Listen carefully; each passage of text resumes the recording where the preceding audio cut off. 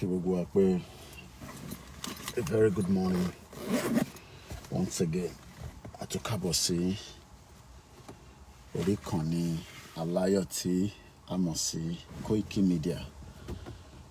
Bí a tún ṣe fẹ́ tẹ̀síwájú láti agbègbè ibi tí mo wà. Jẹ́ ká jọ pín ètò yìí kí àǹfààní lè wà fún ẹni tí òun náà máa rí wò bí àwa kan ṣe ń gbé ní abroad. Bẹ́ẹ̀ la fẹ́ kẹ́yìn náà gbé ní ilẹ̀ Yorùbá lọ́jọ́ iwájú. Èyí tí Nàìjíríà ọ̀fà ọ̀pọ̀lọpọ̀ wa tí a ṣe ń sọ pé a fẹ́ kúrò ní Nàìjíríà. Ọ̀pọ̀lọpọ̀ àwa diaspora tí a wà níta, àwa náà fẹ́ kí ẹ ní a better life. Kí ẹ má lè máa wọ owó èèyàn kan kẹ́ tó jẹun, so that ẹ ní máa wá sórí social media kẹ́ wá máa tọrọ this tọrọ that tó bá jẹ́ pé Nàìjíríà ń ṣiṣẹ́. So mo máa tán kámẹ́rà mi síwájú. Mo kí gbogbo wa pé a kú ọjọ́ àlùbáríkà Jímọ̀ tèmi. Ẹ máa rántí pé Yorùbá Nation campaign òun la ṣe ń ṣe lọ́wọ́, awareness fún gbogbo ẹ̀yin tí ẹ bá fẹ́ bá wa ṣe flag bí a ti ṣe ń sọ. Ẹ kàn sí wa. Ẹ̀yin tẹ́ bá lè support wa ká ṣe flyer, poster, cap, t-shirt, gbogbo ohun tí a lè fi sọ fáwọn èèyàn pé a ti bẹ̀rẹ̀ Yorùbá Nation, à ń ṣe lọ́wọ́, kò tí ì tán. Eléyìí tí ẹ̀ ń rí size yìí, size flag yìí tí ẹ̀ ń wò yìí, òun ló ń pè ní ráńpẹ́ òun ní 50 by 70 centimeter. Ẹ jẹ́ n double check so that kí n má fún wa ní wrong information. Torí information ó wà very very important, ó dẹ̀ wà unique. So torí àwọn fún tí ó bá fẹ́ bá wa ṣe flag yẹn tí a máa fi rí ṣe tó máa pọ̀, tó máa kárí gbogbo àwọn tí a fẹ́ máa fún nílé. So eléyìí, size eléyìí òun ni 50 by 70 centimeter. So bí size yẹn ṣe rí leléyìí, 50 by 70 centimeter. Ìyẹn ó bọ́ sí 3 pounds fún production ẹ̀ láti ṣe ẹyọ kan, minimum of 500. Ẹ lè join èèyàn méjì mẹ́ta tẹ́ bá kàn sí mi ká lè jọ jókòó ká jọ sọ. Now fún àwọn tí kéékèèké yẹn, ìyẹn ni 20, mo fẹ́ mú jáde ní o, 20 by 70, no sorry, 20 by 30 size yẹn lélẹ̀. Ó dàbí irú ìtẹ́mi náà máa ń fi sí ara báàgì mi, 20 by 30. Àwọn eléyìí £1.50 láti ṣe production ẹ̀. Gbogbo production tá bá dẹ̀ ṣe ní abroad, tá bá fi ránṣẹ́ sílé, kò ń ṣe fún títà, ọ̀fẹ́ la máa fún gbogbo ọmọ Yorùbá tó ń bẹ nílé. So ẹ kàn sí wa, ẹ̀yin tí ẹ jẹ́ èèyàn wa, kí a jọ sọ̀rọ̀ so that kí a lè rí flag yẹn ká lè bẹ̀rẹ̀ padà. So mo máa fi kámẹ́rà mi síwájú, tí bá ti dé location mi màá gbé wá síwájú torí mo ní lè fọwọ́ kan phone tí bá ti bẹ̀rẹ̀ sí drive. Mo kí gbogbo alẹ́ nǹkan sí. So let's enjoy it. Ẹ bá mi pín ètò yẹn kẹ́ sọ fún àwọn ará ilé pé Koikimedia ti wà live.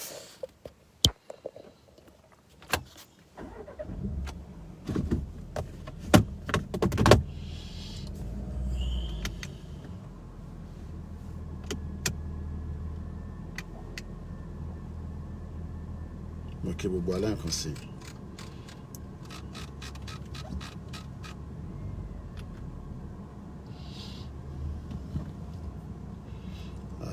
Jẹ́ ìwò bẹ́ẹ̀ mo lè gbé sí rédíò, màá gbọ́ rédíò lọ.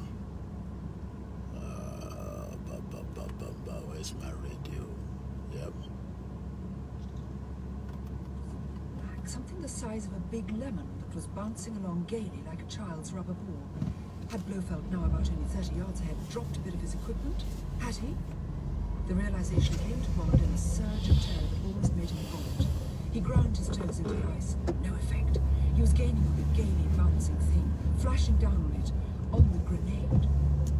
The next thing Bond knew was that the whole track had been blown up in his face, and that he and his skeleton Bob were flying through the air. He landed in soft snow. The skeleton Okay, let me come out first. passed out like a light. Later, Bond was to estimate that he lay there only a matter of minutes. It was a tremendous explosion from the mountain above that brought him staggering to his feet, up to his belly in snow. He looked vaguely up to where it had come from. It must have been the club building going up, because now there was the glare of flames and a tar of smoke that rose towards the moon. There came the echoing crack of another explosion, and Blofeld's block disintegrated, great chunks of it crashing down the mountainside, turning themselves into giant snowballs that bounded off down towards the tree line.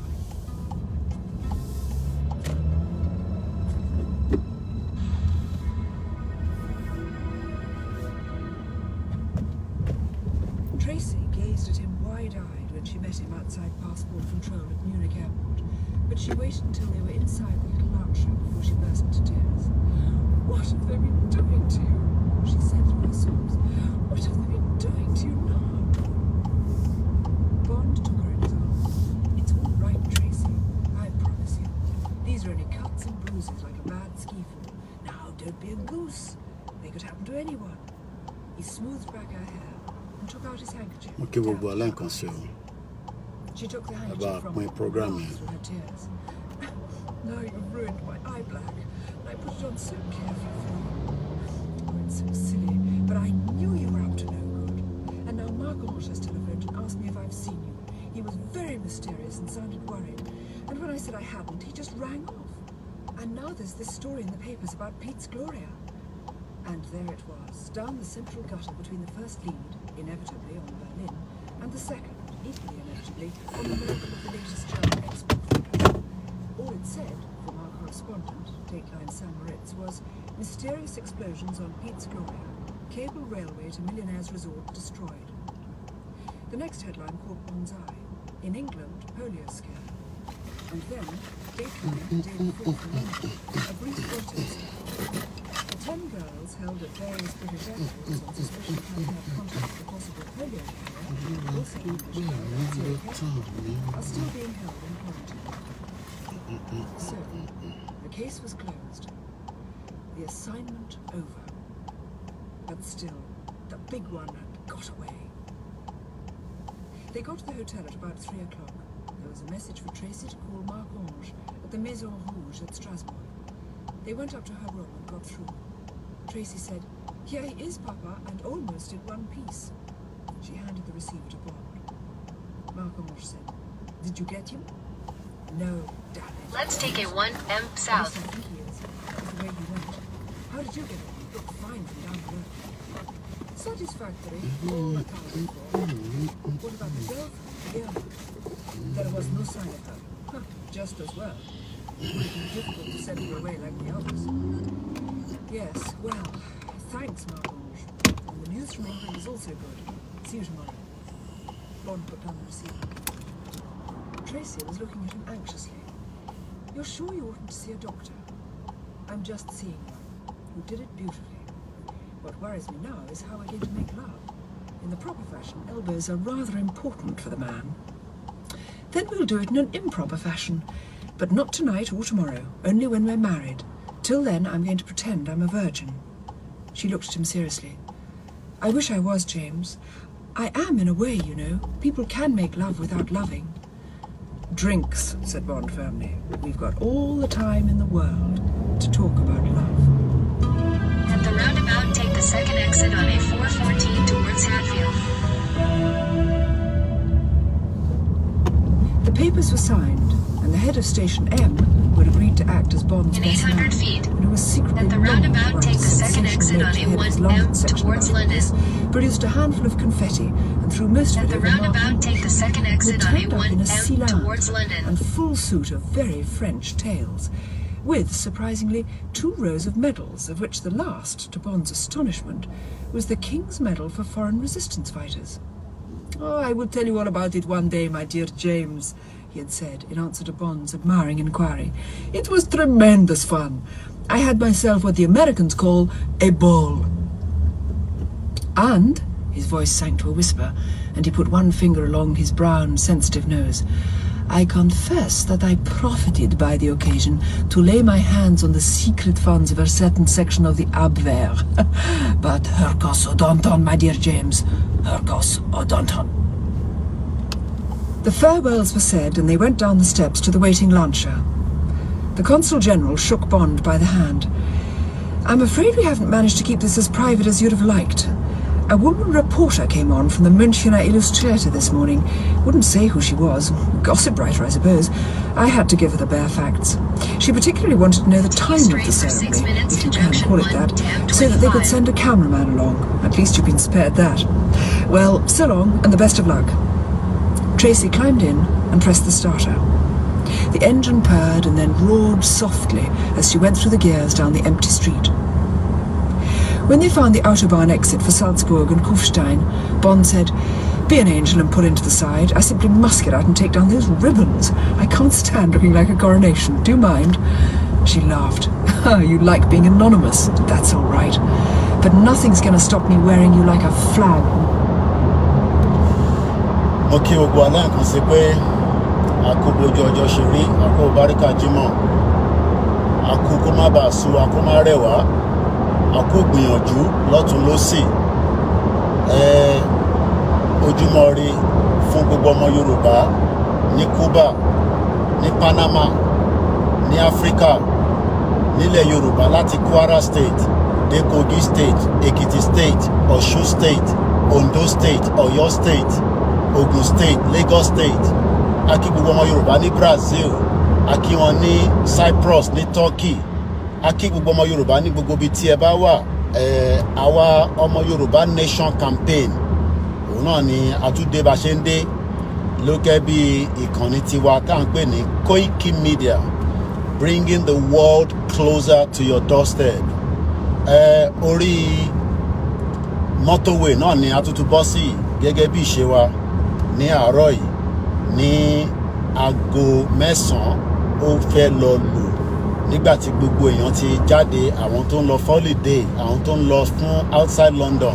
Ẹ má wá gbàgbé pé October nílùú London ni a ti máa ṣe ìkéde rally wa tó máa wáyé ní Broadcasting House ní BBC ní Central London ní Babatinde Oxford Circus, ó súnmọ́ Oxford Circus Tube Station. Gbogbo ẹni tó ń bọ̀ ẹ gbọ́dọ̀ débẹ̀ láti aago 10. A ti ṣètò bọ́ọ̀sì tó máa gbé àwọn àgbàlagbà tó nílé rìn púpọ̀. 72 capacity ni gbogbo àgbàlagbà tó bá fẹ́ kó wà lórí bọ́ọ̀sì yẹn.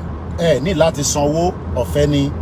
Àmọ́ gbogbo ẹni tọ́lọ́run bá bù tó bùkún dáadáa, ẹ bá wa contribute sínú ọ̀rọ̀ rally yẹn.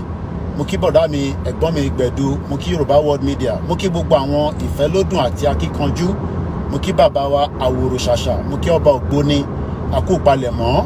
A tún máa wá ṣe dínà, ìyẹn dínà ẹ̀ máa wáyé níjọ́ Jímọ̀, níjọ́ 11th October 2024, nígbà tí a máa welcome bàbá wa lóyè láti bá wọn celebrate birthday wọn. Gbogbo ẹni tó ní flag ní London, ẹ̀yin máa rà ní o. A ní díẹ̀ lọ́wọ́ fẹ́ni tó bá ní flag. A máa ní cardboard, a máa kọ Yorùbá self-determination. Ẹni tó bá lè kọ tiẹ̀ dání kó tó dọjọ́ yẹn, ẹ bá wa kọ kẹ́ máa mú bọ̀ ní October. Gbogbo ẹni tí ọ̀rọ̀ rally yẹn ò bá yé, bóyá fún di kan àbí di kejì, abẹ̀yìn ẹ kàn sí Koikimedia àbí World Media àbí Home Base Media kí a lè ṣàlàyé fún yín. Sleeve náà wà, ìyẹn fleece, torí òtútù díẹ̀díẹ̀ àti máa wáyé ní October. So fleece yẹn ó wà fún ẹni tó bá fẹ́ wọ fleece 25 pounds. Ẹni tó bá wá láṣọ Yorùbá Nation nílé tó ní fìlà nílé, ẹ̀yin lè máa wọ̀ kẹ́ máa bọ̀ kẹ́ pàdé wa ní dínà. In tó bá wọn olúkálukú ni kó wọ̀. Ẹni tó bá láǹkárá tó lóyè Ìgbòho kó wọ̀, ẹni tó bá láṣọ Yorùbá kó wọ̀. Ẹ jẹ́ ká jọ ṣayẹyẹ yẹn. Ìyẹn lọ bẹ́ẹ̀. Àmọ́ campaign ló ṣì ń lọ, awareness ń lọ lójoojúmọ́ títí tá máa fi délẹ̀ lérí. Gbogbo ẹni tó bá wá fẹ́ ran platform wa ká lè fi bẹ̀rẹ̀ more production, flag, poster, flyers láti fi ṣe ìkéde fáwọn èèyàn wa nílé, ẹ kàn sí mi ká lè jọ gbé yẹ̀wò. Flag kékeré 20 by 30 centimeter, production price ẹ̀, torí pé inflation ọdún méjì sẹ́yìn láti ṣe the last one. ó bọ́ sí £1.50 fún production price. Mo ní ṣe production price fẹ́ni tó wà ní London o. Gbogbo production price tá a bá ṣe Nàìjíríà ló ń lọ ẹ̀ẹ́dẹ̀ níta fún ẹnì kankan. Gbogbo ẹni tó bá wá fẹ́ ṣe 500 pieces ní minimum. Èèyàn 5 lè join ọwọ́, èèyàn 2 lè join, èèyàn 3. Tó o bá pé 500 a lè bẹ̀rẹ̀ production. So for every time tá a bá máa ṣe flag yẹn a gbọ́dọ̀ ní minimum of 500 pieces tá a fi ní kó bá wa ṣe. Tó bá dẹ̀ jẹ́ pé ńlá 50/70 ìyẹn bọ́ sí £3 fún production price. Gbogbo flag yìí ibi tẹ́ bá fẹ́ kó lọ nílé òun náà la máa fi ránṣẹ́. Tó bá dẹ̀ pé ní ká pin náà ní fáwọn èèyàn wa tó wà nílé à pin fún wọn. So bó ṣe jẹ́ nìyẹn. Ẹ jẹ́ ká máa gbádùn BBC Radio 4 tí mò ń gbọ́ lọ lẹ́ẹ̀kan.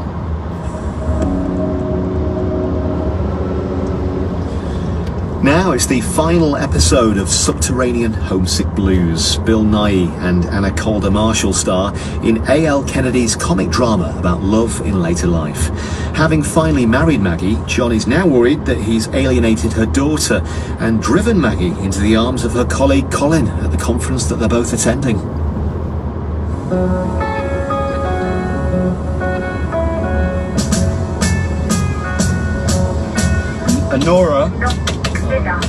Nora, I can't hear you at all.